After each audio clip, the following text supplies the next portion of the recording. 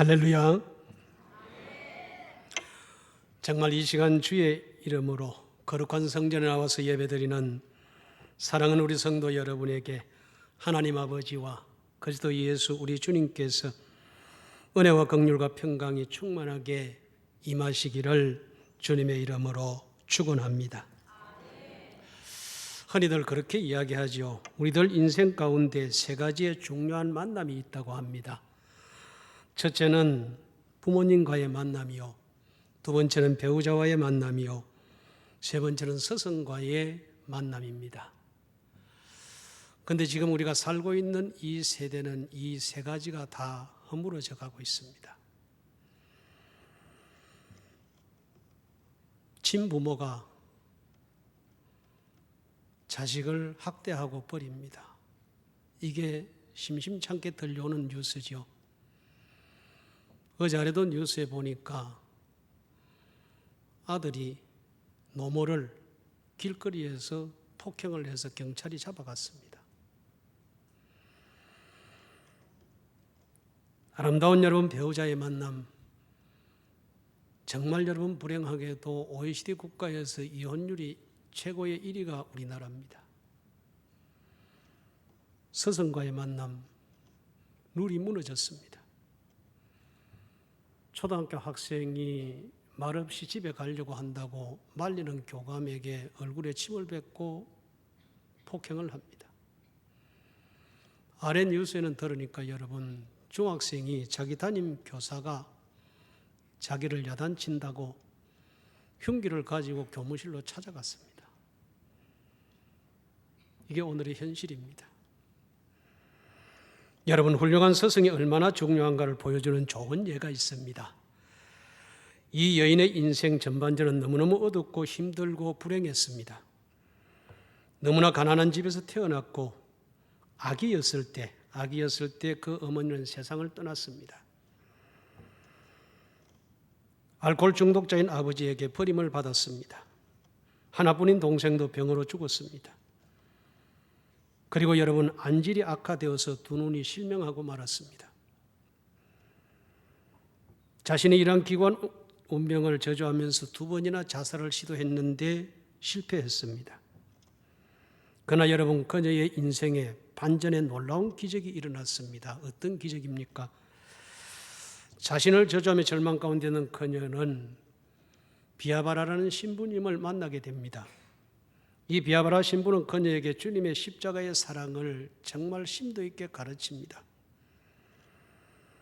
하나님의 십자가의 사랑으로 여전히 너를 사랑하시고 너를 향한 놀라운 계획이 하나님께 있다. 여러분, 십자가는 무엇입니까? 십자가는 죽음입니다. 내가 죽는 것입니다. 그게 십자가입니다. 그녀의 가슴 속에 새겨지는 순간 그 십자가의 사랑이 절망의 어둠이 거쳐지고 새로운 소망의 햇살이 비춰오기 시작했습니다. 마침내 여러분, 정말 절망에 빠져있던 자기 자신은 죽고 과거의 그 절망의 터널을 빠져나와서 새로운 삶의 소망을 품게 되었습니다. 그녀는 여러분, 보스턴에 있는 파킨스 맹학교에 들어가서 6년 동안 정말 피나는 기도와 노력 끝에 최고의 우등생으로 졸업을 했습니다. 더구나 한 신문사의 도움으로 개안 수술이 성공을 해서 시력을 되찾았습니다. 새롭게 인생의 눈을 뜬 그녀의 이름이 바로 셀리번 선생님입니다. 어느 날 여러분, 이 셀리번 선생님에게 가정교사를 구한다는 소식을 접하게 되지요. 그 대상이 누구입니까? 맹인이요, 농아요, 청각장애를 가진 헬렌 켈러였습니다. 이 셀리번 선생님이 무려 여러분 48년 동안을 정성을 다해서 이 헬렌 켈러에게 사랑을 쏟아부었습니다.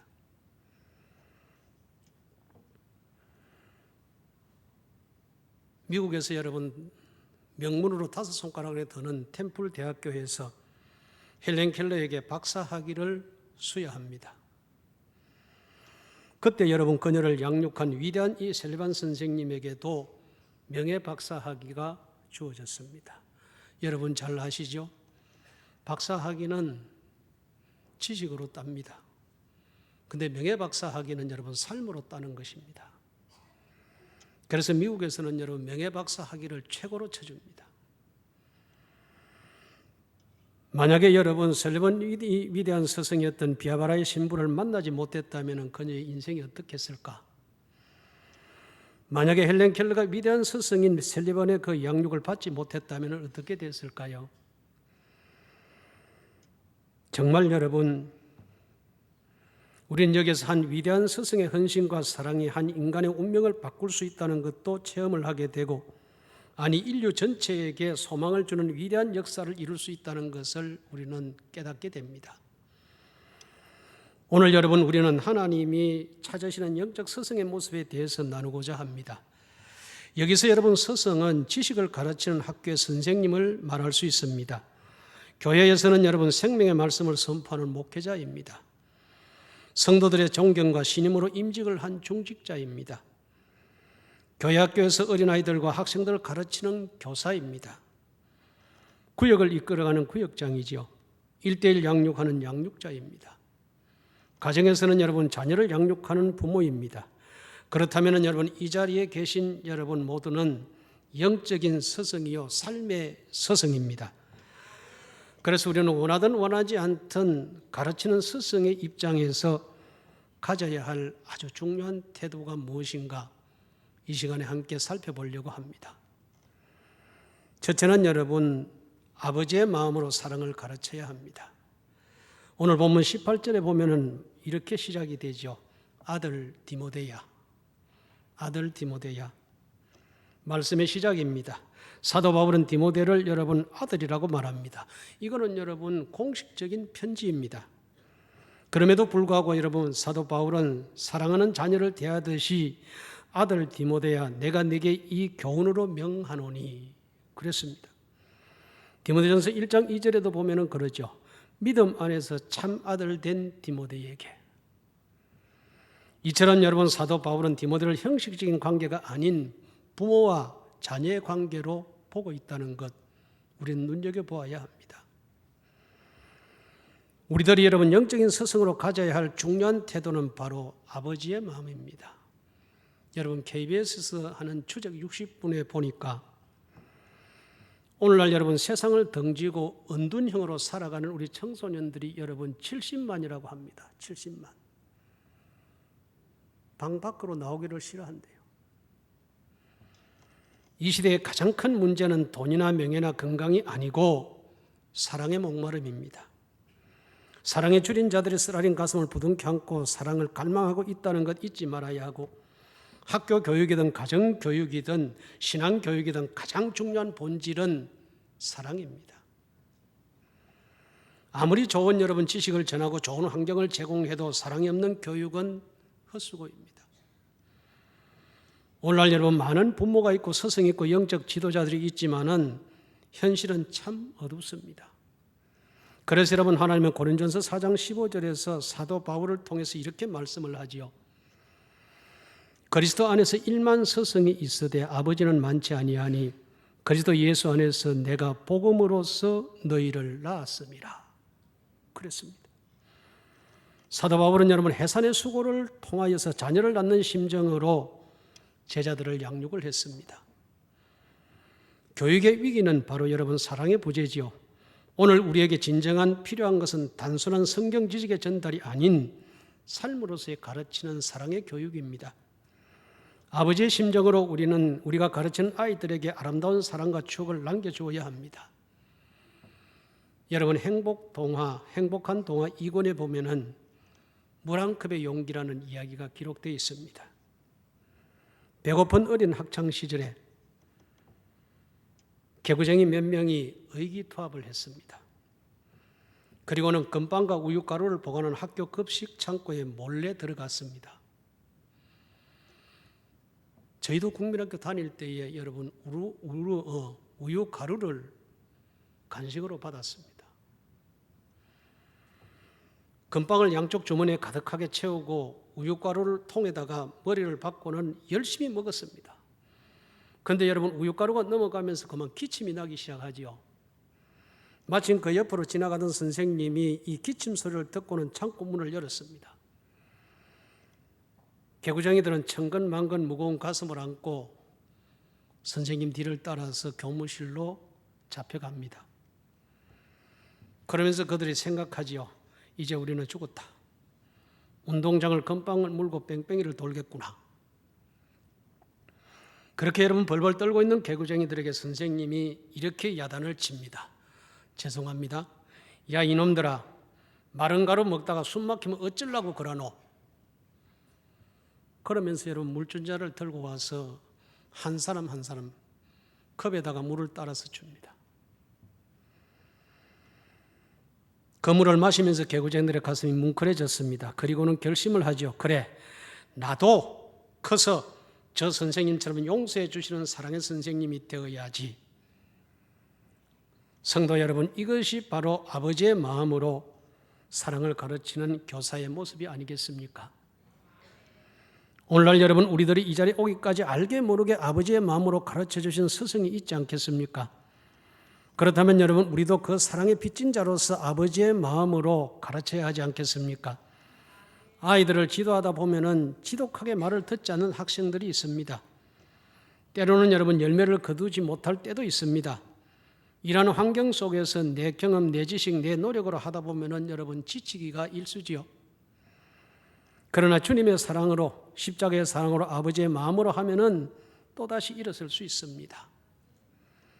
다음에 여러분 두 가지 예화를 한번 들어보십시오.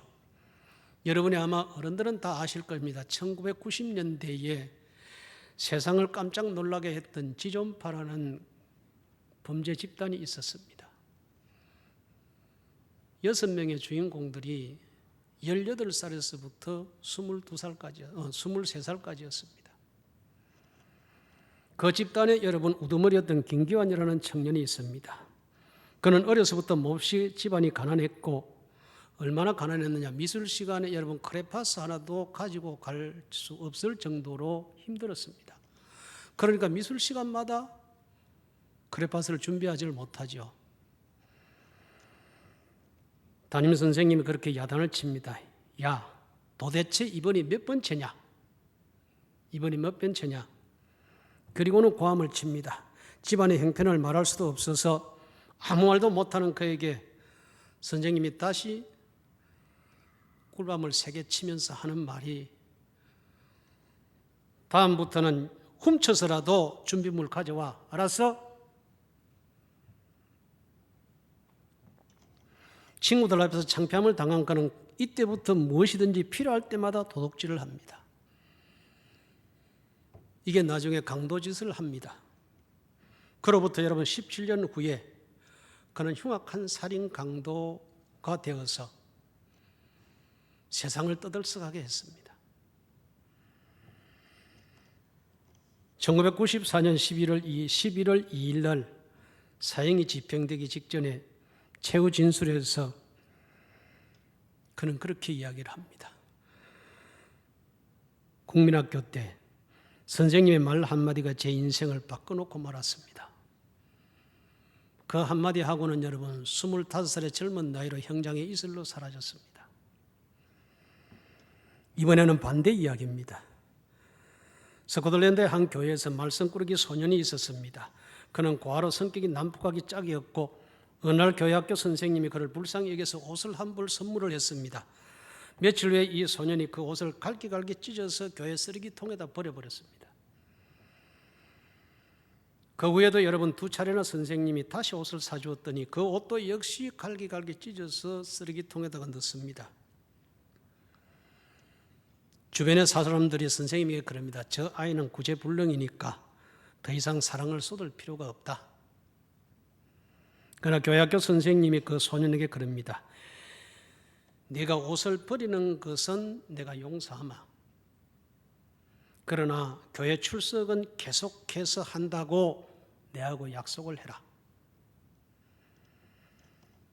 그리고는 변함없는 사랑과 관심을 표시했습니다. 결국은 이 말썽꾸러기 소년이 이러한 선생님의 사랑에 마음이 녹아서 그 문을 열고 마음으로 예수님을 영접하고 새 사람이 되었습니다. 이게 누구인 줄 아십니까? 일생을 여러분 중국 선교사로 헌신을 했고 영어로 중국어 사전을 집필했던 로버트 모리슨 선교사입니다. 중국 선교의 정말 1인자라고 해도 과언이 아니죠. 가장 좋은 교사는 바로 아버지의 심정으로 양육하는 분입니다. 지금 당장 변하지 않는다고 화를 내거나 분을 품지 마십시오. 끝까지 아버지의 심정으로 참고 기다려 보십시오. 주님의 사랑으로 변하지 않는 사랑을 베풀어 보십시오. 반드시 변할 날이 올 것입니다. 울며 여러분 씨를 뿌리는 자는 기쁨으로 반드시 열매를 거두게 된다는 것이죠. 아버지의 마음으로 양육함으로 풍성한 열매를 거두시는 위대한 부모, 위대한 스승이 되시기를 축복합니다. 두 번째로 여러분 말씀으로 가르쳐야 합니다. 18절 말씀을 한번 보십시오. 아들 디모데야, 내가 네게 이 교훈으로서 명하노니 전에 너를 지도한 예언을 따라서 그것으로 선한 싸움을 싸우며 그랬습니다. 사도 바울이 믿음의 아들에게 경계하며 지도한 내용이 무엇입니까? 예언입니다. 여기서 예언은 미래에 될 일도 말하는 것만은 아니죠. 요한계시록 22장 마지막 장 18절로 19절에 보면 이렇게 말씀을 합니다.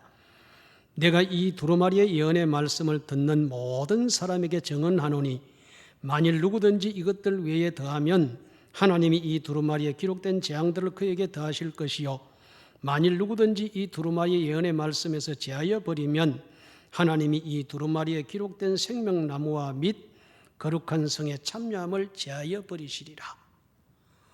참 두렵고 떨리는 말씀입니다. 예언은 바로 하나님의 살아있는 생명의 말씀입니다. 하나님의 말씀을 더하거나 빼거나 하는 자는 재앙을 받을 뿐만 아니라 거룩한 성, 즉 천국에 들어갈 수 없다라고 기록하고 있습니다. 성도 여러분, 하나님이 찾으시는 교사는 바로 생명의 말씀을 전하는 자입니다. 이 생명의 말씀을 전하기 위해서는 반드시 뒤따라가는 게 뭡니까? 선한 싸움을 싸워야 합니다. 선한 싸움. 다시 말하자면 하나님을 경외하는 마음이 없이는 안 된다는 것입니다. 오직 여러분, 사도 바울은 세상 철학이나 사상을 가르친 것이 아니라 오직 예수 그리스도의 복음으로 디모데를 양육했습니다. 그래서 사도 바울은 디모데를 향하여서 내가 너를 복음으로 낳았다. 확인하고 있지 않습니까? 내가 너를 복음으로 낳았다. 사람을 여러분 근본적으로 변화시킬 수 있는 힘의 복음의 능력이지요. 살아있는 생명의 말씀입니다. 그러므로 여러분 모든 교육의 교재는 바로 성경 말씀입니다. 말씀을 떠난 모든 교육은 정도를 벗어난 것이죠. 그래서 디모데후서 3장 16절로 17절에서 이렇게 말씀을 하십니다. 모든 성경은 하나님의 감동으로 된 것으로 교훈과 책망과 바르게 함과 의로 교육하기에 유익하니 이는 하나님의 사람으로 온전하게 하며 모든 선한 일을 행할 능력을 갖추게 하려 함이라. 아멘. 여러분, 진리의 말씀인 성경만이 모든 사람을 온전하게 하고 선한 일을 행하는 자로 만들 수 있는 교과서임을 강조하고 있습니다. 그래서 여러분, 우리 주님도 십자가 지시기 전에 우리들을 위해서 기도할 때 요한복음 17장이지요. 그 17절에 보면 이렇게 기도를 합니다. 누구를 위해서요? 나를 위해서.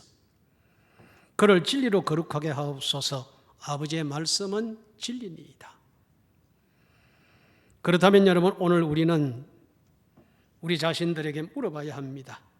자녀들을 어떻게 양육하고 있는지를 돌아봐야 합니다. 학교에서 학원에서 교육시키는 것만큼 말씀을 가르치고 있습니까? 대학 진학을 위해서 애쓰는 정성의 몇 %를 말씀교육, 신앙교육에 투자합니까? 분명히 하나님의 말씀이 사람을 온전하게 만든다는 것을 믿고 있는데 실제로 우리는 하나님의 말씀을 가르치고 훈련받는 것을 너무 소홀히 여기고 있지는 않습니까? 나에게 질문해 보는 겁니다. 고등학교 3학년 학생들이 여름 캠프를 가서 번지점프를 합니다. 번지점프. 근데 막상 올라가서 보니까 너무 높아요. 워낙 높으니까 두려워 떨고 있는데 조교가 딱 한마디 말을 했더니만은 스스럼 없이 다 뛰어내렸습니다. 무슨 말을 했을까요? 야, 이번 번지 점프는 내신 성적에 반영이 된다. 알았냐? 학생들은 성적에 반영된다는데 물불을 가리지 않습니다. 그래서 여러분, 친밀감을 배우고 사랑을 배워야 할 이 교우 관계가 라이벌이 되었습니다. 서로가 눈치를 살피고 시험 때만 되면 서먹서먹해집니다. 우리는 여러분, 여기서 하나님의 말씀이 더 중요함을 다시 한번 깨닫게 합니다. 단순한 학교의 성적보다는 생명의 말씀이 더 소중함을 깨우쳐 주어야 한다는 것이죠. 단순한 대학의 진학보다는 믿음의 비전을 키우고 노력하는 것이 중요함을 가르쳐야 합니다. 저는 여러분, 우리 경남에서도 가장 골짜기 경남 거창이 저의 고향입니다. 제가 거창 고등학교를 나왔습니다. 그때 저희 전영창 교장 선생님이 입학식 때 하신 말씀이 잊어버려지지를 않습니다. 우리 학교에 와서 영어 단어 하나쯤 몰라도 괜찮다. 수학 공식 하나쯤 몰라도 괜찮다.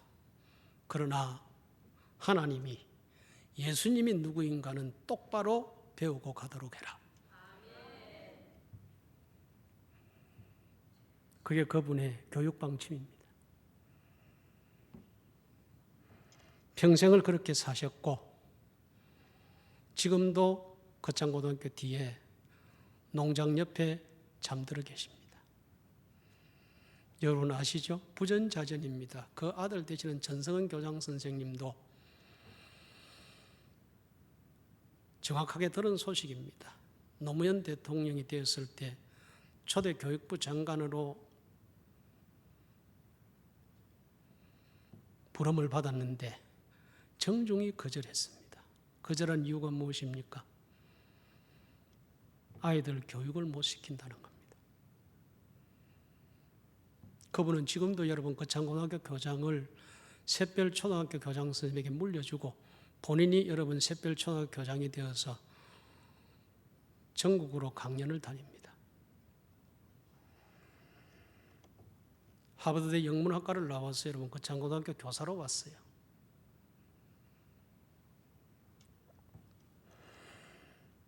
정말 여러분 믿음의 비전을 키우고 노력하는 것이 중요함을 가르쳤습니다. 그래서 여러분 잠언 9장 10절에서 이렇게 우리에게 가르쳐주고 있습니다. 여호와를 경외하는 것이 지혜의 근본이요 거룩하신 자를 아는 것이 명철이라는 것을 우리는 가르쳐 주어야 합니다. 그러기 위해서는 믿음의 본을 보이는 부모, 믿음의 본을 보이는 교사가 되어야 합니다. 학생들에게 말씀을 읽는 모습, 묵상하는 모습, 말씀대로 살아가는 모습을 보여주기 위해서 우리는 몸부림을 쳐야 합니다. 하나님 앞에 예배드리는 것이 얼마나 중요한 것인가를 보여주어야 합니다. 순간순간 진리의 말씀을 따라서 순종하는 믿음의 모습을 보여주는 스승이 될 때 우리 자녀들은 세상을 이끌어가는 지도자로 서게 될 줄로 믿습니다. 마지막 세 번째는 믿음과 선한 양심을 가르쳐야 합니다. 19절 말씀에 보면은 믿음과 착한 양심을 가지라. 어떤 이들은 이 양심을 버렸고 그 믿음에 관하여는 파선하였느니라. 우리들이 가르쳐야 할 중요한 내용은 믿음과 선한 양심입니다. 그런데 여러분 믿음에 파선하고 양심을 버린 자가 있다라고 지적을 합니다. 그가 바로 20절에 나오는 후메네와 알렉산드라고 하는데 마지막 절이 참 우리에게 교훈을 줍니다. 그들은 사단에게 내어주어서 훈계를 받게 했다. 그럽니다. 훈계를 받게 했다. 먼저 우리는 여러분 믿음을 가진 자녀로 양육을 해야 합니다. 아무리 탁월한 지식을 가지고 재능을 가지고 있어도 하나님을 향한 믿음이 없으면 모든 게 헛사입니다. 믿음이 무엇입니까? 주님 말씀하시면 순종할 줄 아는 것이 믿음입니다. 그리고 말씀을 따라가는 과정이 아무리 힘들고 어려워도 그 주어진 상황에 감사하며 나가는 것이 믿음이지요. 왜 그렇습니까? 주님이 그렇게 가르쳤거든요. 나를 따라오려거든 너 자신을 부인하고 너의 십자가를 지고 나를 쫓아오너라. 이게 변할 수 없는 진리입니다. 믿음은 모든 것을 이길 수 있습니다. 요한일서 5장 4절입니다. 무릇 하나님께로부터 난 자마다 세상을 이기느니라. 세상을 이기는 승리는 이것이니 우리의 믿음이니라. 아멘. 믿음의 자녀로 키우면 세상을 이기는 위대한 자가 될 수 있습니다. 들어가도 복을 받고 나가도 복을 받는 자가 될 수 있습니다. 세상의 모든 민족에 뛰어난 자가 될 수 있다라고 신명기 28장 1절에서 우리에게 가르쳐주고 있습니다. 믿음의 자녀로 키우는 부모, 믿음을 가진 학생으로 키우는 영적 교사가 될 수 있기를 축복합니다. 그리고 여러분, 선한 양심을 가진 자로 양육을 해야 합니다. 베드로전서 3장 16절에 사도 베드로가 이렇게 말씀을 합니다. 선한 양심을 가지라. 이는 그리스도 안에 있는 너희의 선행을 욕하는 자들로 그 비방하는 일에 부끄러움을 당하게 하려 함이라. 오늘 우리에게 꼭 필요한 말씀이죠. 눈에 보이지 않는다고 선한 양심을 팔아버리면 그것은 세상의 조롱거리가 됩니다. 왜 많은 그리스도인들이 매스컴에 오르내리는 부끄러운 일을 당합니까? 이 선한 양심을 팔아먹었기 때문에 그렇습니다. 경건을 여러분 자기 이익의 재료로 삼았기 때문에 그렇습니다.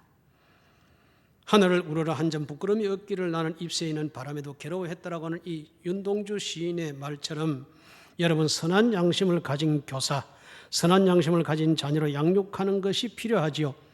그것이 여러분 세상에서 부끄러움을 당하지 않고 주님의 영광을 나타내는 비결 중의 비결입니다. 여러분, 이 시대를 살리고 민족을 살리고 가정을 살리는 참 교육이 무엇일까요? 그것은 바로 올바른 신앙 교육의 회복입니다. 그 출발은 바로 여러분 우리 자신들이 영적인 스승의 자리로 돌아가는 것이죠. 하나님이 찾으시는 영적 스승의 중요성을 깨우치는 것입니다. 비록 여러분 당장에 열매가 없고 때로는 힘들고 변하지 않는다 할지라도 결코 여러분 포기할 수 없는 것이 신앙교육입니다. 그 신앙교육의 주체는 바로 교사들입니다. 교회 안에서 많은 직분이 있지만 그 가운데 가장 소중하고 힘든 것은 교사의 사명입니다. 제가 섬겼던 욕지교회에 교회학교를 여러분 40년을 섬기신 분이 있습니다. 나이 17살 때부터 지금의 연세가 여러분 67입니다. 욕지교회를 섬기는 장로님이십니다.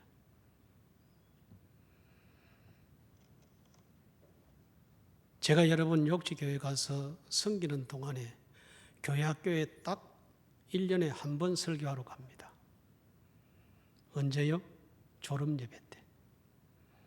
나머지는 장로님이 알아서 다 합니다. 1년 예산을 넘겨줍니다. 연말이 되면 그대로 반납을 합니다.